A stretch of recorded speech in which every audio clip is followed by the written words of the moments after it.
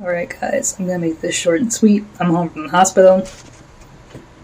My throat is very, very sore. I'm very, very tired. I may make a separate because I don't feel like talking about it right now. And those videos are already gonna be kind of long because I've done a complete video diary of me going through colonoscopy prep. So, I'm going to do a separate video and tell you guys about my experience at the hospital, which is going to be a big story time, dealing with some issues from today.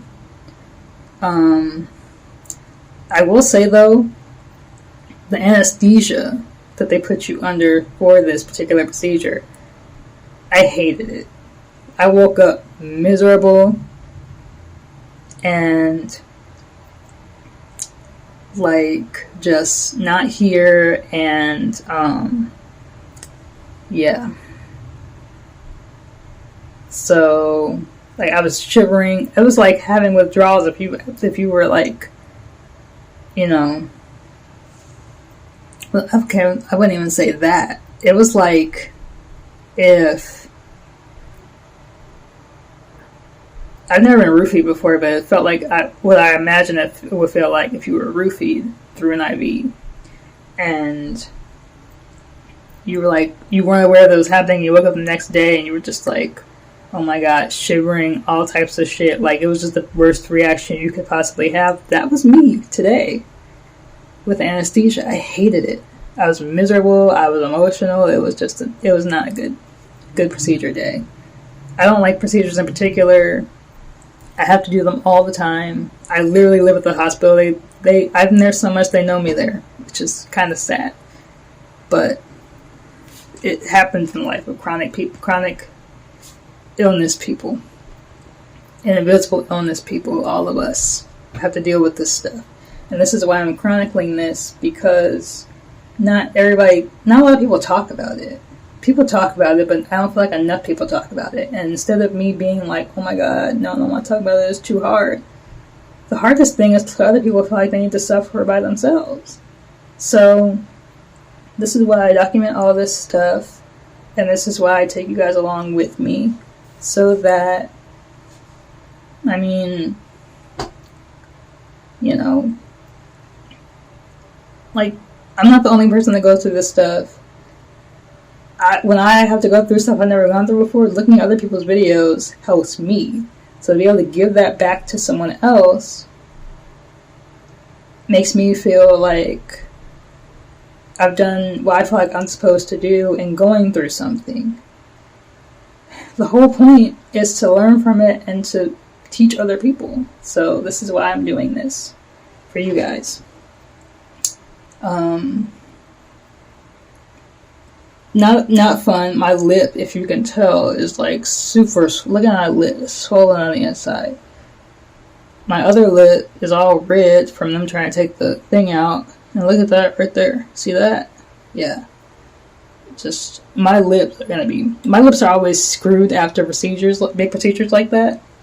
Granted, it's not as bad as having just a giant fat lip after them taking a tube out for a surgery, because I've had that happen 3 times.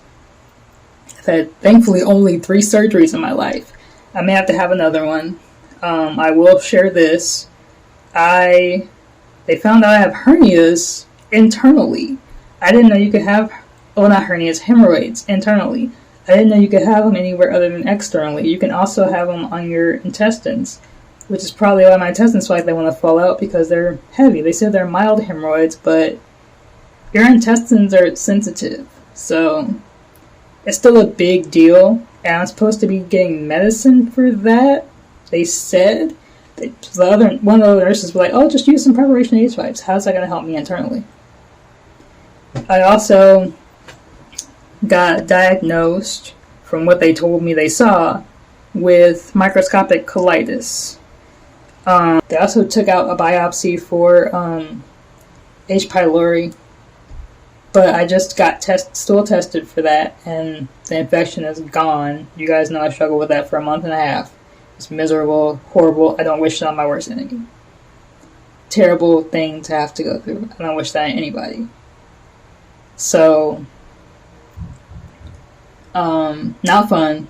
I guess they wanted to retest me because they saw, like, not traces, but damage that could have been caused by it. But I'm thinking it's gonna come back negative that I don't have that, but I won't know for 2 weeks. So the first week of November, I will update you guys and let you know if anything comes back that's abnormal. They also did some biopsies for some other things, and they wanted to see if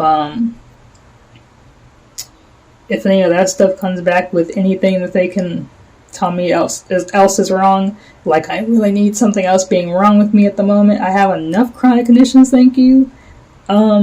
But at least we're getting to the bottom of stuff. I just kind of wish we would have gotten to this point years ago. Like, none of my doctors would listen to me. This is the first time in my life where I actually felt like, besides my pediatrician, that, like, doctors actually care and want to help versus just being like, I'm just doing whatever to get paid. I still get paid regardless, so what does it really matter if I care about the patients or not?